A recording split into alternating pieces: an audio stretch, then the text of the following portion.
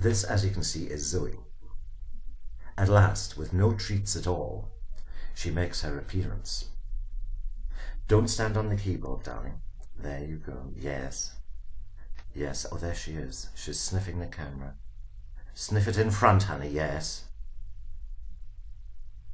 Zoe. Psst, psst, psst. Zoe. Yeah. Oh. Clever girl. Look. Say hello to the lovely people. Yes. Yes. Aha. How are you today? This was meant to be a Zoe-free broadcast. She's so camera shy. I'm sure she's got an agent. Will you walk in front of the camera? Please. You can just about make out... Oh, she's going. That's her tail. Off you go, darling. Yes. Hi there, good morning, and welcome to today's little broadcast. It's taken me, it's taken me 30 minutes, I think, to get the flowers, and the light switch, and the face, and the clothes. I don't even know what clothes I've got on. No, never mind the clothes. Thank you for all your nice comments about my last choice. But anyway, here we are, 21st of November. It's 52 degrees here in my kitchen. I'm freezing my butt off for you, and I don't know why I'm doing this.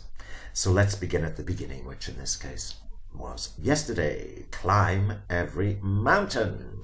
Hi Drew, I said in the Regent bar. I'm just so angry about today's weather forecast. It showed rain, rain, rain all day, and we haven't had one drop. We haven't even had one cloud in the sky. So much for the BBC forecasts. Anyway, I had 2 pints, maybe 3, and trotted off up off the seat just to get the fading light. But it faded a bit quicker than I expected, and then it was pissing down. First there was the wind. Let's not forget the wind. There was so much wind that you could barely place your foot in the correct position. When you did place your foot in the correct position, there was every chance that the force of the wind would give such a lateral shear that you would just blow over anyway. Those rocks are a bit treacherous at the top due to overuse of people's walking boots. It all rubs off on them, and the rubber and the composition and then the dampness. It can be like an ice rink. Of course, they are real rocks. Anyway, that was that. So I got totally soaked, and I went back in the Regent, and then got very neurotic and sat on my own and wouldn't look at anyone or talk to anyone. And they really, really must be wondering what kind of nutter they're stuck with. Anyway, that was climb every mountain. And then home.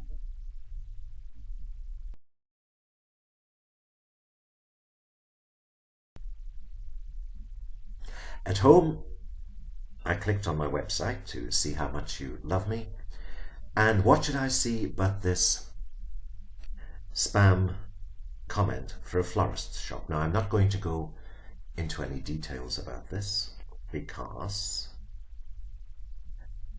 of legal reasons, but I've been spammed now. That was the 4th occasion by the same business in my comment box. Yes, they've come here, they've written a comment, and they've done the letter copying that you have to do, but there is both in the little W and in the body text an advert for a business, and this I will not have. Clearly, this website costs me a lot of money to host. The comment system too, it's not one of those free ones that some of you use. Every comma, every syllable in that comment box is paid for by yours truly. So anyway, after the first one, I just deleted it. The second one I just deleted. We're going back about a month. The third one was about 3 or 4 days ago, and I sent off a very stiff email to the company concerned, which is, I say, I won't name, stiff email asking them not to do this, to cease and desist, and just warning that, a high traffic site like this one has a high Google ranking, and if I write about businesses, unless it's Channel 4 or something, a business of any small or medium size, my post will get onto their page 1 of their Google. This always happens. So that was a gentle sort of hint. Lo and behold, I come in soaking wet from my mountain and the Regent yesterday, neurotic as hell already, to find another one there, so I phoned them up. Kirsty, her name was. And I explained I was a little bit babbling. I was so incoherent with rage. So anyway, I put the phone down at the end of that. She was Scottish. And went through the living room. When ring ring, the phone goes, picks it up. It's Kirsty. Now this is the bit you couldn't make up.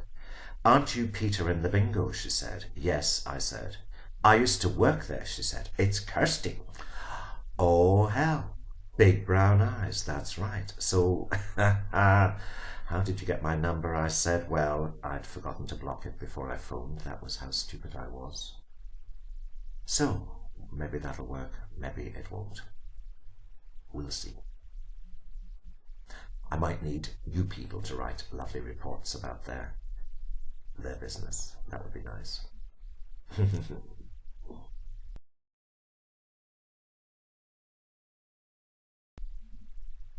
Oh, and talking of adverts, I see now that Chanel have bagged Nicole Kidman, who floats about the screen for a bit. I don't know what the soundtrack is. I always have the sound off for ads. And then there's what I think is a looky-like Harrison Ford at the end, which they've obviously borrowed from Jane Fonda, who is also for some company advertising some slap for old bags. And then at the end there's a looky-like George Clooney, but it's the real Jane Fonda, just like it's the real Nicole Kidman. Brilliant. You gotta love adverts, even though I hate them. Right, that's it for today. We'll click off. Have a lovely day. It's awful, awful windy, rainy weather here in Scotland. I don't think I'm going to get to the Pentlands for another week. I'll get Pentland withdrawal. Anyway, ta-ta the news. Certainly won't get alcoholic withdrawal.